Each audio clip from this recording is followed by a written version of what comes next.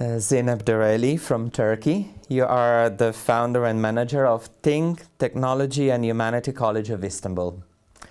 I would like to know from you, how does your school liaise with the community? First of all, thank you very much for this opportunity. It has been a wonderful honor and a wonderful learning experience being here with everybody.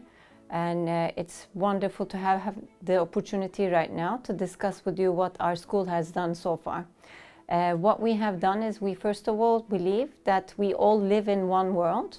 So we all have to take responsibility for starting from our small families to our neighborhoods, to our cities, then to our countries, and then to look at the world at a global perspective.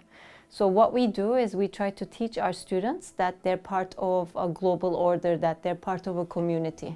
And that sense of community doesn't only come from academic studies, it also comes from doing work within the community. So some of the things that we've done is our students work with the local government. They go to less privileged schools to help the students learn different capabilities, different skill sets that our students have already in their possession. So that's one of the things that we do. The other is, social responsibility projects that our students take part in. They also participate in many different projects with civil society. So it's not only local government, but it's also with civil society. And then they also work with local companies. So it's a three-tiered approach from local government to civil society to corporations. What steps has the school adopted to influence policymakers so far? We have taken many steps, but it's all about advocacy, because if you can provide best practices, not best, but if you can showcase that you're trying and that you're open to making mistakes and learning from mistakes, I think it becomes much more inclusive. So we've seen this, and that's one of the things that we have been trying to do. I have been personally very open about the mistakes that we've done from the perspective of what the society needs, or what our students need, or what the teachers need. And we take feedback. So that's one of the things that we've done. And because of that, we have received a lot of media attention. Our students have been very successful in entrepreneurship competitions locally and also at the national level. Our students have received a lot of media attention. So it's actually the successes and sometimes the failures of all of us.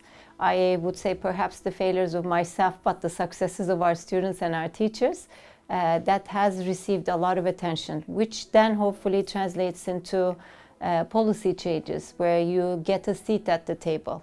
And that's one of the things that we're trying to do. What approach do you use to make curricula innovative and more in line with the requests of the labor market?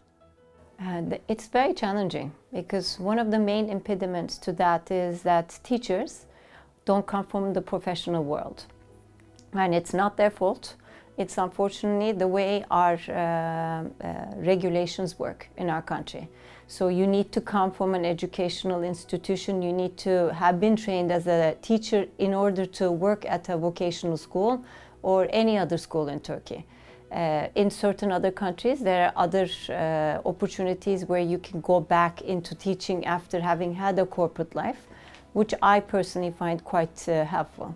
But what we try to do is we try to bring in a lot of lecturers, a lot of people who want to give back to society, and they come to our school on a weekly basis, and we have seminars. And during these seminars, our teachers get to talk to them as well as our students. It's also open to our parents, so it's open to everybody actually. And we sometimes provide live videos of these sessions, and people can ask questions. So that's one way. The other is we try to make sure that we have an open communication with the corporations, and they provide us with a list of skill sets that they need. They also sometimes provide us with curricula that they have developed, and we try to see if we can integrate it into our program, in the program that we've developed at our school. because at the national level, of course, our government has put in a lot of effort and they try to update it, but sometimes the requirements of the real world are much more fast-paced than some of the regulatory changes that are necessary in order to change curriculum.